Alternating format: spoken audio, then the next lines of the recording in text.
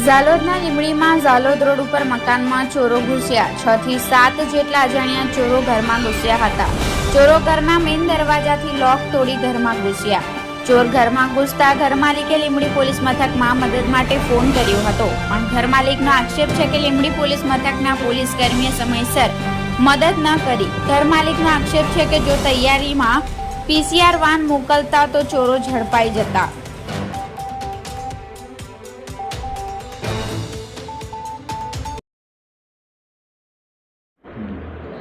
ગઈકાલના રાત્રિના રોજ Limbdi police station ખાતે અરજદાર પ્રવીણભાઈ કલાલના ઘરે રાત્રે ચોર આવેલા હોય, જે અનુસંધાને એમણે રાત્રે 2:30 વાગે લીંબડી પોલીસ સ્ટેશન ખાતે ફોન કરેલો અને ફોનમાં PSO તરીકે અજીતભાઈ ડામોર કરીને હેડ કોન્સ્ટેબલ હતા.